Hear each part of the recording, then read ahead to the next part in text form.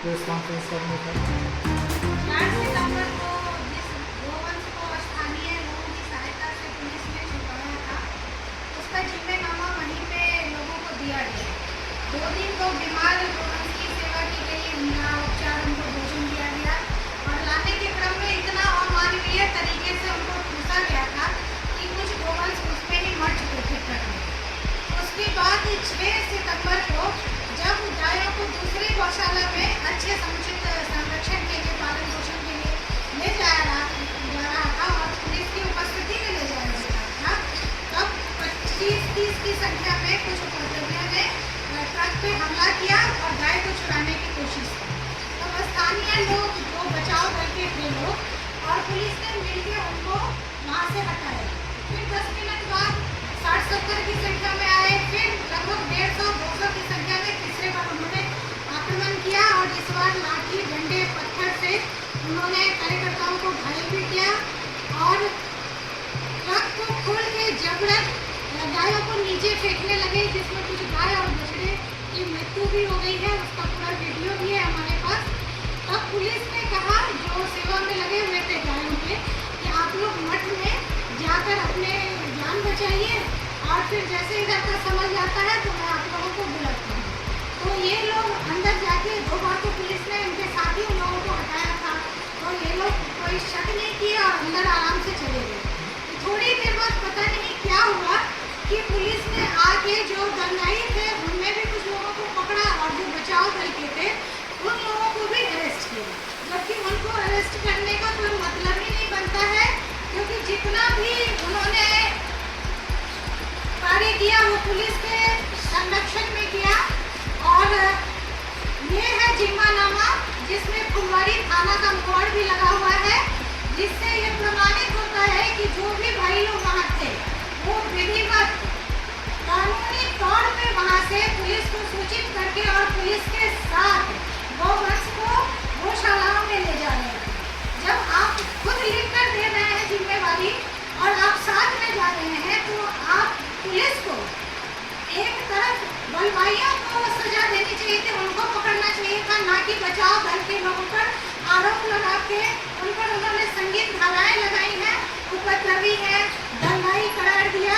ये उनका पक्षपातपूर्ण रवैया कुछ समझ से बाहर है। इस बात से पूरा हिंदू समाज जो है हमारा आक्रोशित है, हमारे गौ भक्त जितने हैं हतप्रभ हैं। अब बताइए, अगर पुलिस ही ये काम करे, संरक्षण देके तुरंत पलट जाए, तो व्यक्ति न्याय के लिए कहाँ जाए? और हमारा जो विश्व हिंदू परिषद है, इस घटना में प्रशासन के इस भेदभाव पूर्ण रवैये के बिल्कुल खिलाफ है और इसकी कड़ी शब्दों में निंदा है।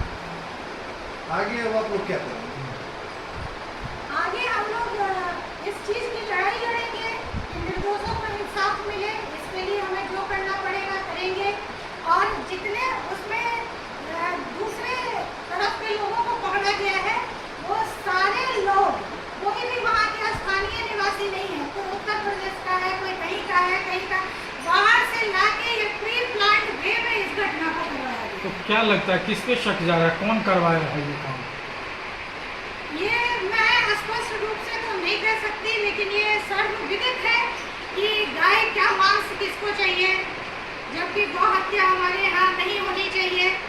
तो इसमें भी अगर आप पूछते हैं कि कौन करवाना चाह रहा है, तो बड़े आश्चर्य की बात है। पुलिस के उच्च पदाधिकारियों से आप लोगों ने इसकी शिकायत की? क्योंकि थाना लेवल से जब आपके कार्यकर्ता उनके साथ में गए थे।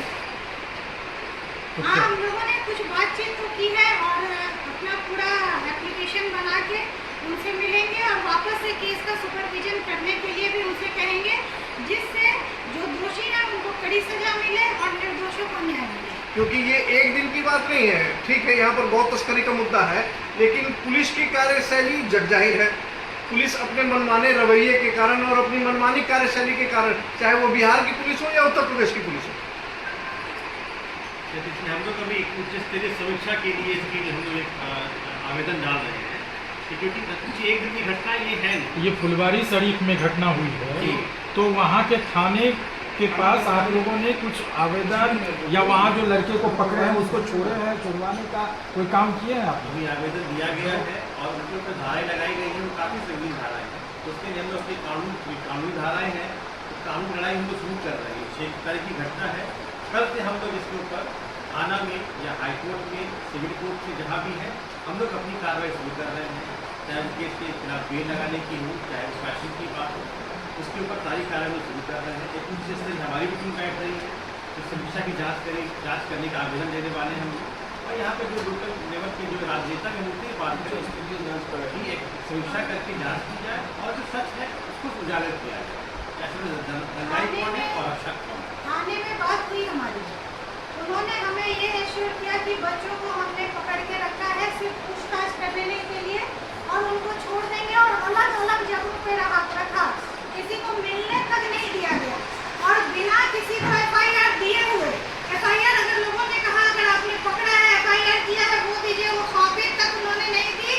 उन्होंने सीधा चुपचाप इनका चालान किया और बोले आप जाके कोर्ट से FIR लीजिए, जबकि FIR लेने का थाने से हमारा मौलिक अधिकार बिना FIR का चालान किया वो FIR सबमिट कर दिया उन्होंने कोर्ट में, हमें नहीं दिया, जबकि एक कॉपी थाने में उपलब्ध होगी।